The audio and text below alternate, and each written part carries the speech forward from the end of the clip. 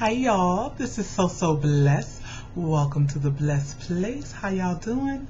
I'm just getting back from lunch with my mom. I had such a wonderful time. But in this video, I want to ask you a question. Do you know your status? Now this question, I was going to say it's to the ladies, but no, men, this video could also apply to men. Now normally when we ask the question, do you know your status? We all come to one conclusion, one thought, right? Do you know your HIV status? Although that is something very important to know, but this video has nothing to do with your HIV status. What I want to know is, do you know your status in your relationship? Do you know if you are not only numero uno, but the only one? Also too, do you know that you are the girlfriend? Do you know that you are the boyfriend?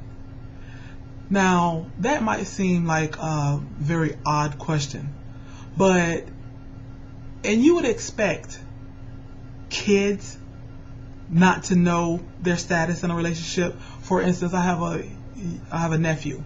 He's no longer a kid, he's 19. But he's one of those awkward teens, those what you would say maybe kind of semi-geeky teen. And he's one that never really, he was always the friend of the girls, never the boyfriend. But over time when he would say, "Auntie, I have a girlfriend," and one of the first questions I would ask, or even my sisters would ask, is, does she know she's your girlfriend? So you expect to have to ask that question to young people, because sometimes they'll claim somebody as their girlfriend or boyfriend, and that other person doesn't quite feel the same. But you don't expect adults to think that way. But unfortunately, there are many adults in something that resembles a relationship, but they're not even sure what their status is. They're not sure if they are the girlfriend. They're not sure if they are the fiance. They're not sure if they're the boyfriend. They're not even sure if they are the one. And they're definitely not sure if they are the only one. Now, I was having lunch with my sisters the other day, and my sister Denise, my round hips, mentioned that her ex-boyfriend had asked her to do something, and it was a lot of tedious, detailed stuff that he wanted her to do. And she told him, you know me, I don't mind helping you, but no, all of that, that's just too much. That's girlfriend stuff. I'm not your girlfriend. That's girlfriend status stuff. And that's what prompted me to think about this video. I'd already thought of this long time ago, maybe 6-7 months ago, when I think I had a previous conversation with Danica, because Danica had a boyfriend, and I'm sure they don't mind me telling a little bit of their business. But Danica had a boyfriend, and he, as they got closer into the relationship, he pulled back from the relationship and said he did not want a commitment. And that was very hurtful to Danica. But after he realized that Danica was like, okay, pulled back herself. See, he wanted the benefits of a girlfriend, but he didn't want the commitment of a girlfriend. So after he saw that Danica wasn't having it, that you're not having the benefits without the commitment, then I think he started to be a little regretful that he told her that. I don't think he regretted the fact that he meant what he said, but I think he regretted actually telling her that. And there were times when he would ask her to do stuff, and this is after, he'd broken up, and she was like, no, I'm not doing that. That's girlfriend stuff. And I think that's where I got the idea from then, about 6-7 months ago. But then Denise reminded me and confirmed in me that I wanted to do this video, because there's so many, and I don't want to just exclude the men. If the shoe fit, it's for you also. But for so many women, they are in something that they're not even sure is a relationship, but they're acting like the girlfriend, and the guy is not committed but getting all the benefits of girlfriend status and boyfriend status. you're letting him use your car, or he's staying over to your house, or or you buying him things, or you're lending him money, or you keeping his children, or you're doing anything that he might need you to do on the internet, or paying his bills, or whatever it is he's requested that you to do. You're taking care of it like you are the girlfriend, like you are the fiance, like you are the wife. But if he is not willing to put in the commitment, or if she is not willing to put in the commitment that goes along with being girlfriend, boyfriend, fiance, husband, wife, then they don't deserve the goodies, the relationship, the fun part of the relationship.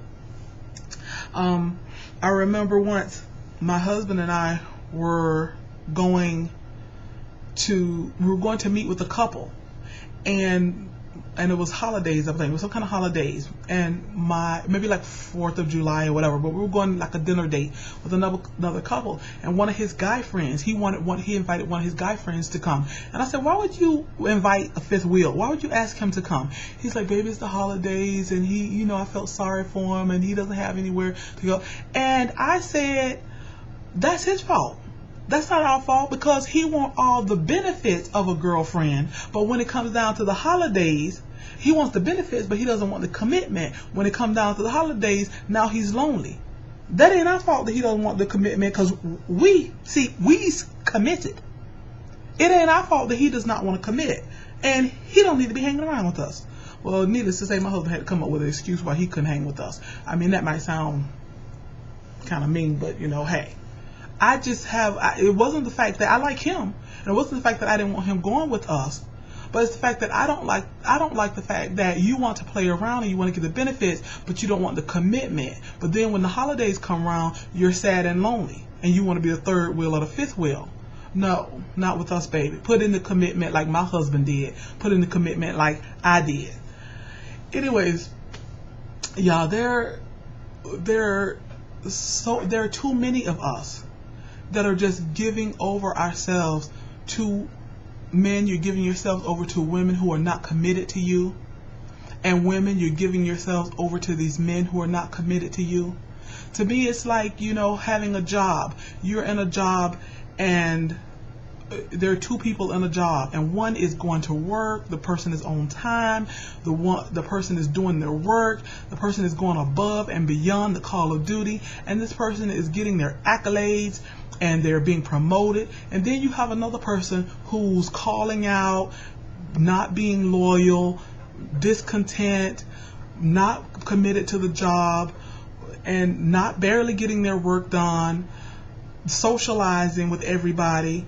But then yet they're still getting the same benefits that I am. They're still getting the same promotions. They're still getting the same accolades. How do you think I feel that I'm putting in the work and I'm getting the same or just as much as you are? And that's what we're allowing people to do in relationships. We're allowing people to get the same benefits from us without a commitment that they would get if they had a commitment. Baby, know your status. If you are not the one, the only one, if you are not the girlfriend, the boyfriend, the fiance, the wife, the husband, yes, date, enjoy each other, have fun, but don't give away your benefits. Reserve your benefits for those who want to commit and put in the work. Yes, it is work, but there are such awesome rewards also. Don't give away your rewards and your awards to somebody who does not deserve all the accolades and everything that goes with that. Alright, I just thought I'd share that with you all. Know your status. And if you're not secure in your status, it's time to get checked. Alright? Y'all be blessed.